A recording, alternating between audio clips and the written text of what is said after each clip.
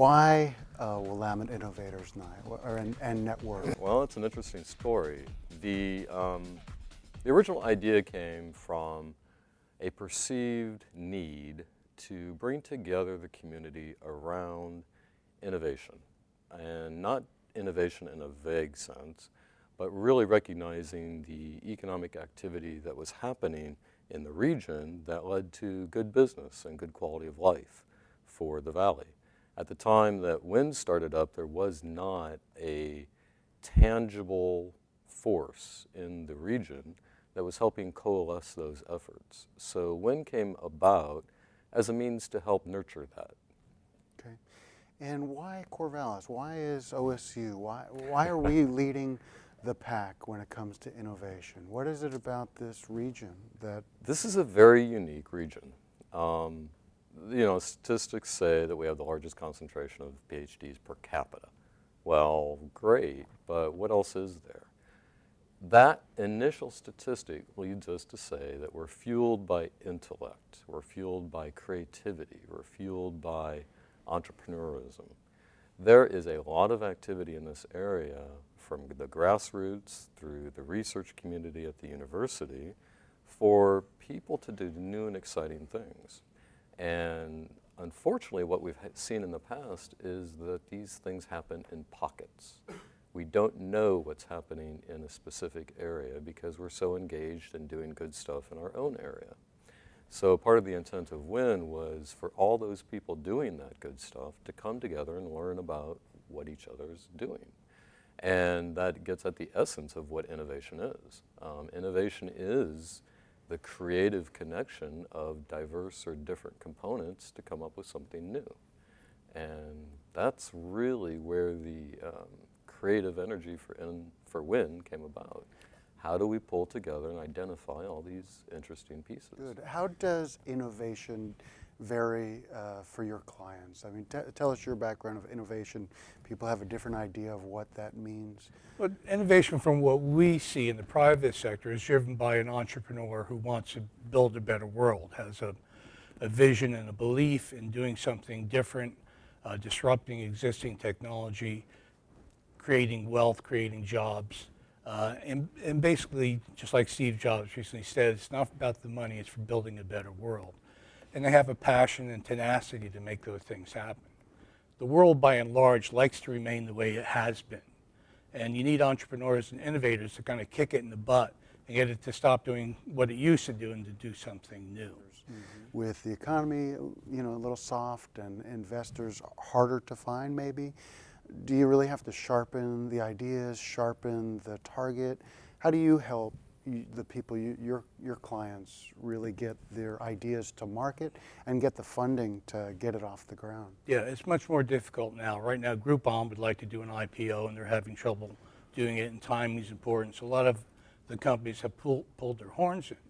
But if you look at a Tesla, they got launched a couple of years ago and have done quite well. So it varies. But right now, the bootstrapping is still the way to go.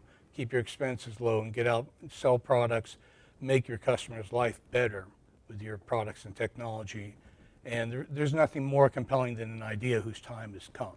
And that's what drives things. And you look at the way the new iPhone is selling. There's money out there. People will buy and invest in new technology. And there'll be investors who will follow that trail. Well, Rick, let's talk a little bit about innovation. Why is OSU leading the way and also spreading that within our community and region? Share a little bit of why you think OSU's been so successful at doing that. I think part of the answer, Jeff, goes back to our being the land-grant institution for Oregon. And what that means is that we have an obligation to look to what the needs are of the community, of society. We also have an extraordinary cadre of faculty, staff, and students who understand where there are opportunities for conducting research that also has the benefit of providing new ideas and new information for our educational mission. So it's that combination of the educational responsibilities, recognizing where there are opportunities in terms of new ideas across the spectrum, from forestry to agricultural sciences to engineering to pharmacy, and knowing how to translate that into applications that really puts us in a unique place, I think.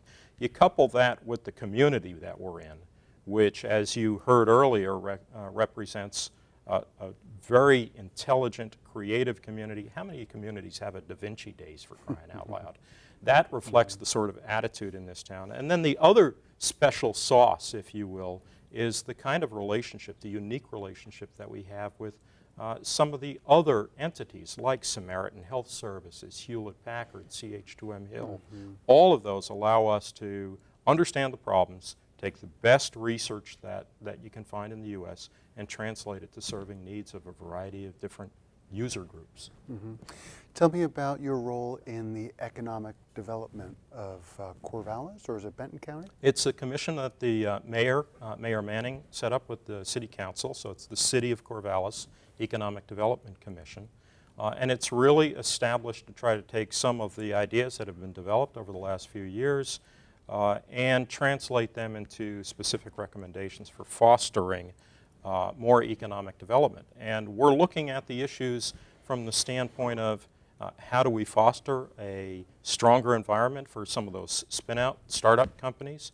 How do we help the companies that have already set footing stay in the community? And how might we also attract and retain some of the larger corporations? I was here back in the 70s when HP started up.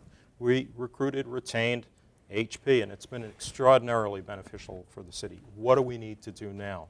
So we're developing some recommendations as to how to recruit, retain all sizes, all diversities of economic interests. Well, thanks everyone for tuning in. My City Videos Live. Check us out online at mycityvideos.com. Thank you. Bye-bye.